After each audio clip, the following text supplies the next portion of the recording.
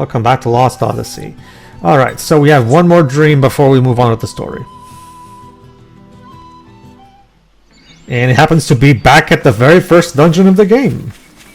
Oh, so you're basically doing a clear. Oh, that's right. Yeah, if I recall correctly, we did end in that completely other village at the end of the last part. So I'm guessing this is you backtracking for any dreams you may have missed. No. Dreams that are available. Sorry, guys, there's one flashback I forgot to have. We need to go all the way back. No, despite being in the first dungeon, this dream only shows up at this point in the story. Right, that's why I said it's like either that or basically it's stuff that shows up at a past area but only at a certain point in the story. Alright. A chorus of cicadas, of course. Of course flipping cicadas give him a memory of that. This forest is home to a priceless treasure. A marvelous and exceedingly rare creature lives here. You could search the entire continent and never find another such habitat. Sir David Attenborough, what are you doing here? Tell me, Tia, what happens when the cicadas cry?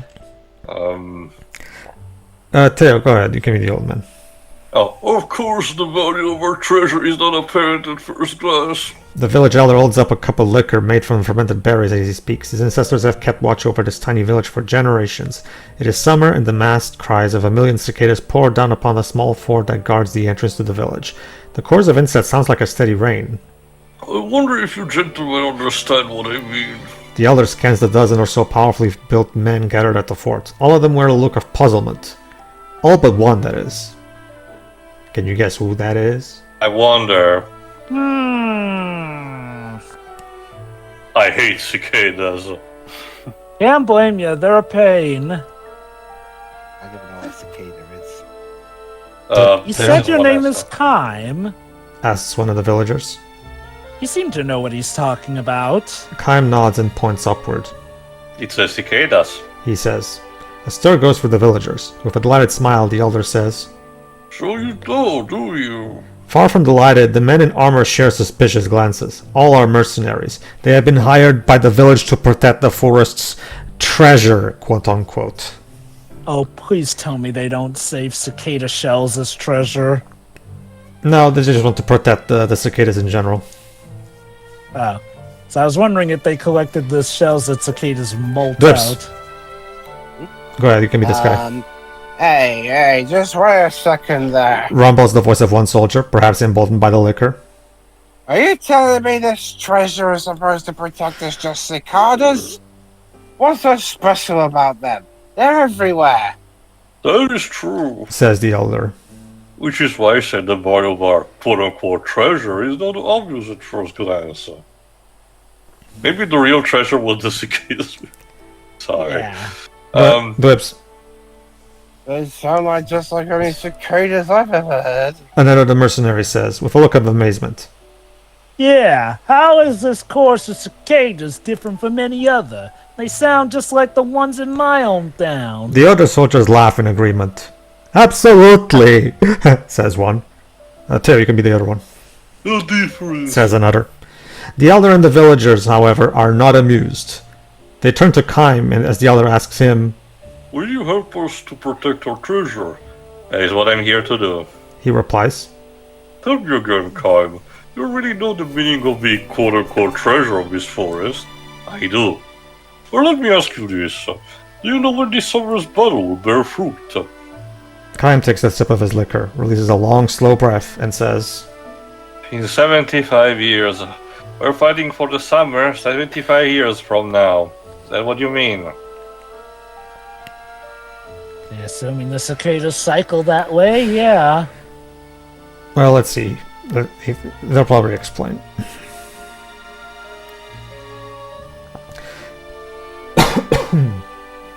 Another stir goes for the group of villagers. The elder, with a great look of satisfaction, nods deeply and refills Kaim's cup.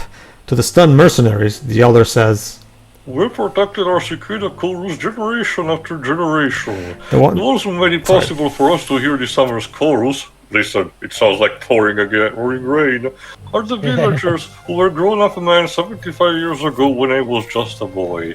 The chorus which shook the forest last summer was protected 76 years ago. The next summer, the cicadas protected 74 years ago will start singing together. This is how we have protected for cicadas over the years. You gentlemen don't see how much it means to us. So the cicadas are kind of pets.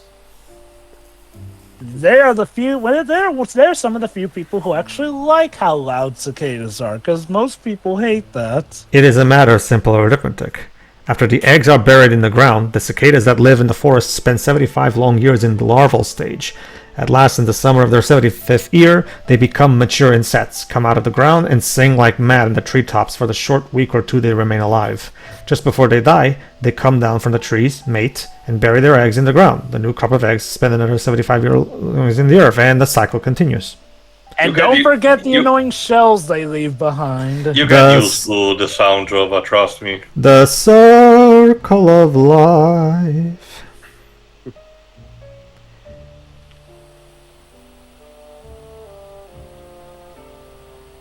The fact that we could hear the cicada chorus this summer means only one thing, that the forest was at peace 75 years ago. Similarly, if the forest remains at peace this summer, the villagers will be able to hear the chorus 75 years from now. We used what little money we had to pay you gentlemen to assemble here for this. Like the forest on with the cicada chorus in 75 years. All the mercenaries but Kaim openly show their disappointment. Go ahead, Whips. Wait just a second now, Grandpa. Says one soldier standing ramrod straight.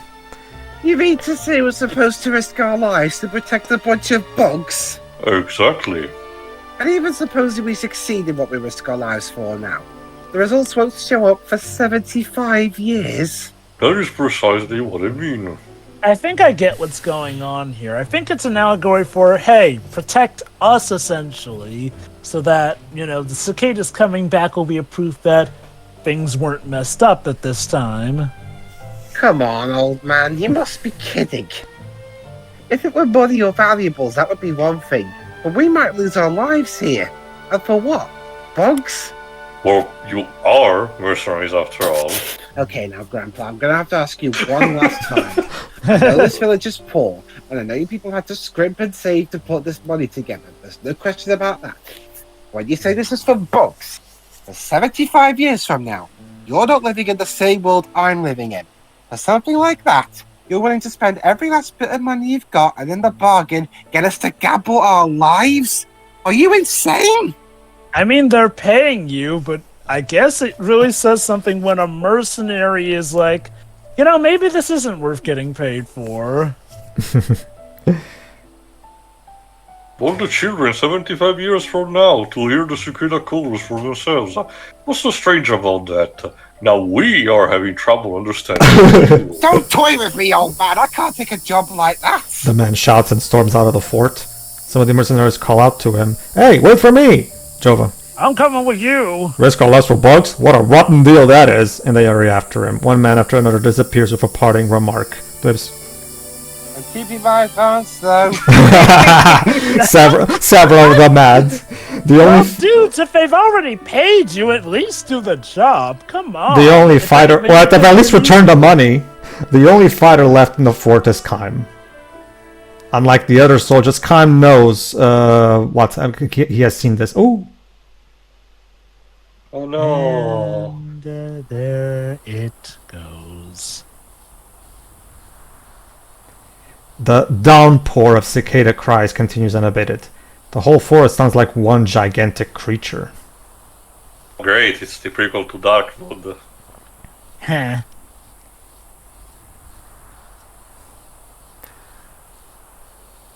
One young man is working the lookout post at the fort in place of the departed mercenaries. Yes, Kaim, Jova. Are you alright with this? I'm fine. I knew what I was getting myself into. I heard after they left. Those men are a bad bunch. True, they're really in it for what they can get after the job is done. Oh, sorry. They're fine. So they're fine until they finish protecting the villages from the enemy. Then they start asking for bonuses. They grab valuables and harass villagers. We saved the village for you, right? It wouldn't hurt you to give us a little extra, they say. The reason this year's mercenaries quit is because they realized there was no hope in any bonuses out of this village. Well, in that case, screw them. So it wasn't about getting paid. It was about being able to extort them for everything they had. Mm-hmm. They make great Spectre agents. Why did you stay, Kaim? The young man asks him. There must have been a lot of jobs that would have paid you more. I just thought it wouldn't be a bad idea to risk my life for something 75 years in the future for a change. That's all. The young man nods his head thoughtfully. Then he tells Kaim one of the old stories of the village. Not to mention, since I can't die, it's not like it's a problem for me. And then Kaim tells him, no need to tell me, I was there. I was there, man. Go Long ahead. ago, way before I was born, when the elder was still a boy, there was a summer when the cicadas didn't sing at all. Of course, this means that 75 years before that, there was a battle that ravaged the forest. The elder says that the summer forest without the cicada chorus was so sad and lonely, it was horrifying. It actually gave him the chills. The trees themselves were alive, but it felt as if the whole forest had died. Sitting alone in the silent forest, he felt so lonely he wanted to cry. And worse, he felt intense anger toward our ancestors for having not protected the forest 75 years earlier. The elder tells this story whenever he's had a little too much to drink. Kaim nods in silence.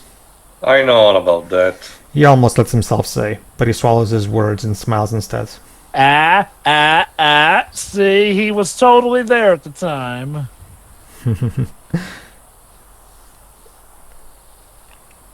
How many cycles of cicadas has he seen, I wonder?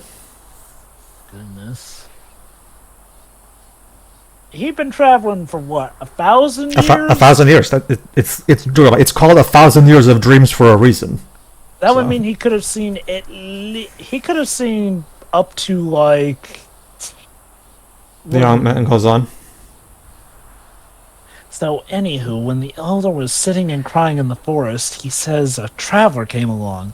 A young man, big and strong. A man a lot like you, Kaim. He said to the elder, don't ever forget how sad and lonely you are today. When you grow up, make sure you never let the children who will come 75 years after you feel this way. The elder says he doesn't remember the man's face, but he will never forget his words. He tells the story to the young people of the village over and over. Kaim nods again, saying nothing, but the skin of his... whatever. The point is Kaim All nods. these years, the elder has kept the promises he made to the traveler. No matter how much the merchants might have pressed him, he has never let them do anything that will ruin the forest. He has kept on good terms with the neighboring villages to avoid making enemies. He has sometimes entered into dealings that were not to our advantage and lost many chances for us to make money. This is why the village is still poor. The young man gives a self-deprecating chuckle. Still, not one person in the village resents the elder for what he has done. The village kids have always gone into the forest to bathe themselves into the shower of the cicada chorus. That's just how we grew up. We took it for granted. We all feel nothing but gratitude toward the elder, and all the ancestors who came before him, who had enabled us to hear the cicada chorus every year. He may not be the most frugal, but he did help keep that village at peace. Mm-hmm.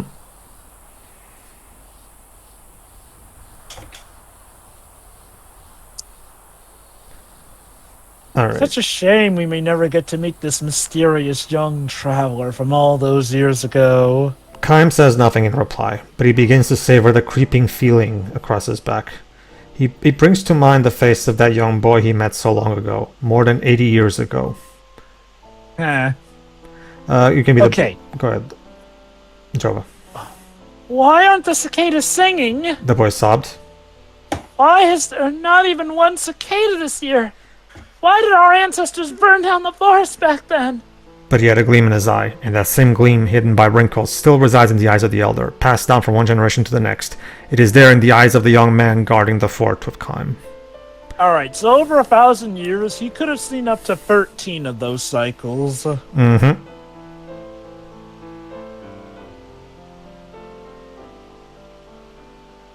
This is the very reason that Kaim is here.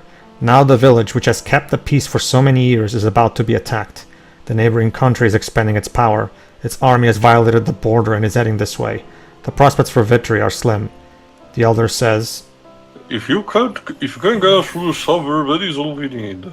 All we ask is that you help us prevent them from devastating the forest until the cicadas have planted their eggs. So, This has to have been before Kaim lost his memories then, given that he remembered to come back 75 years later. Obviously. And you would need a very good memory Again, to remember a showcase Gungar needs to perform the memory raising ritual constantly to go. The neighboring country is not likely to show much interest in this poor village, which is merely a pathway for the army marching toward the city beyond the forest. If the village can hold out until the end of the summer and surrender with the coming of fall, the enemy will probably charge straight for the forest and head for the city. The elder says, And when, after a nice little visit, they leave us, we'll have to offer them a parting gift. They can have this worn-out old head of mine. Laughing, he mimes cutting his own head off. The elder has transcended any unseemly attachment to the world. He has lived a full life. Now all he wants to do with his remaining time is give the children 75 years in the future the chance to hear the cicadas. Wholesome. Mm-hmm.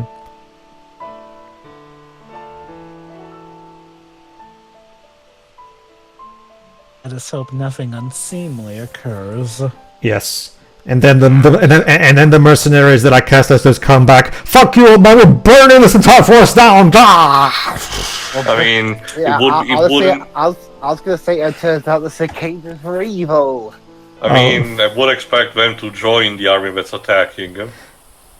Tell me one thing. Kaim says to the young man, bringing his sword closer to hand. What's that?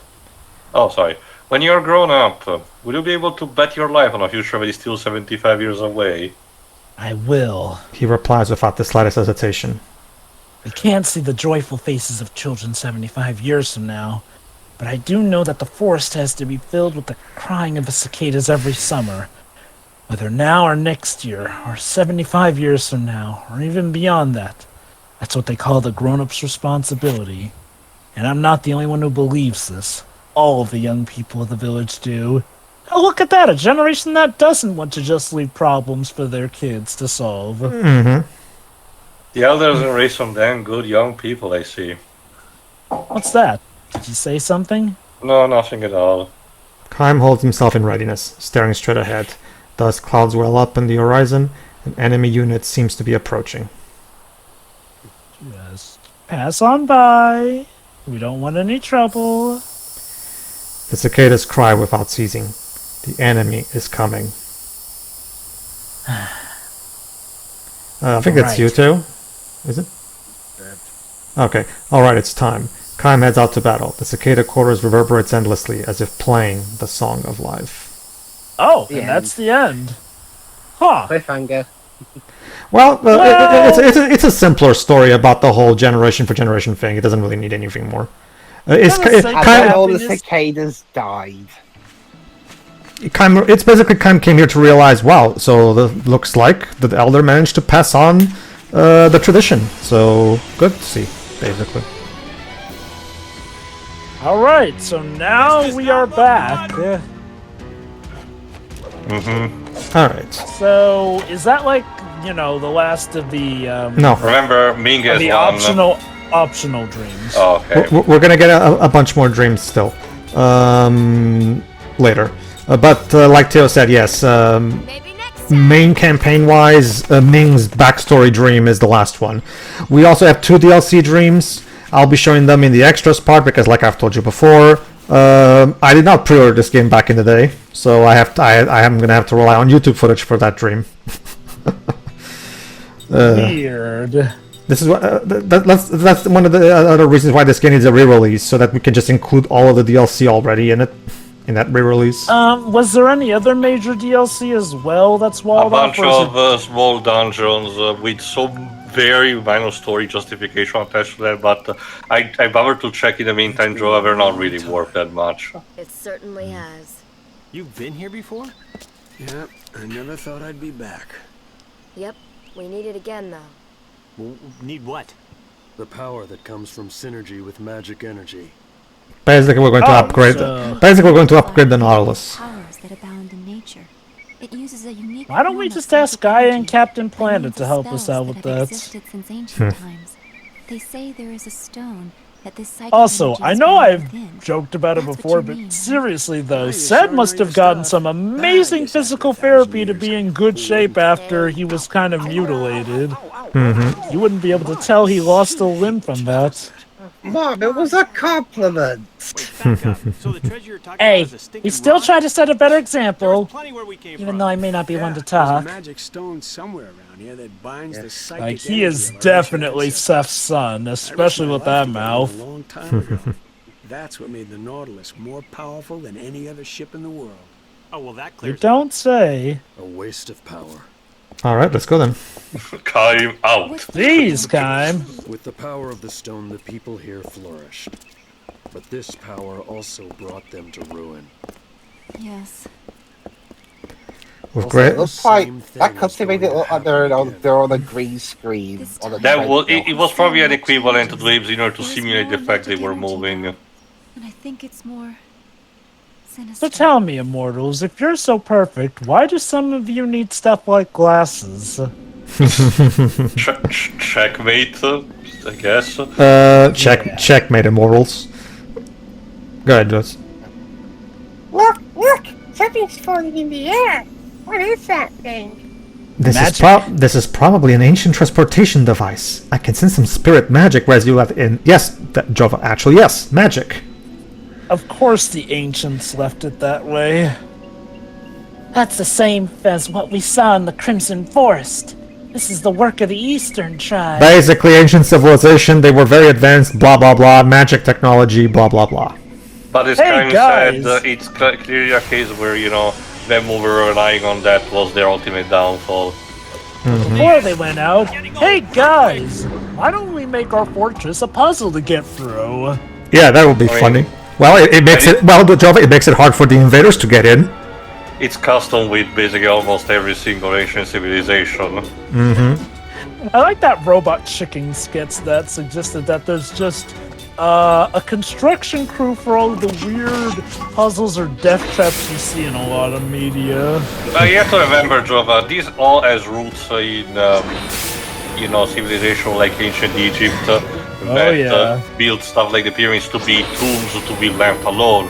So the tramplings and all the puzzles where they're not to actually have people solve them, but instead to keep the people away from, grave robbing.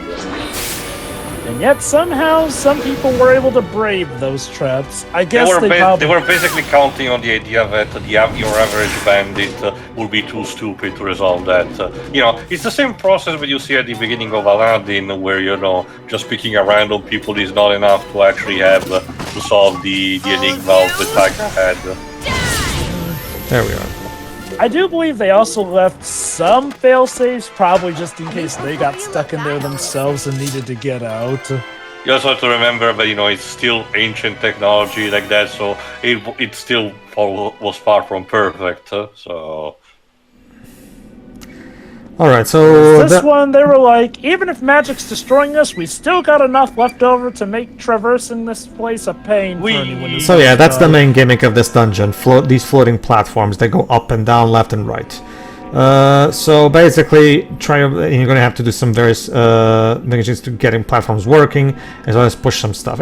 You'll see in the next part. We'll start the dungeon proper. Seems like it was a nice place to live at some time. Alright, Astral Square. Actually, this would not look too out of place in Crash Bandicoot. Alright, Maybe so make it a bit brighter. And of course, there are monsters hanging around here. well, it wouldn't be much of a dungeon if there wasn't. Yeah, I don't think even the slightly more edgy Titans reboot would have had levels of like this.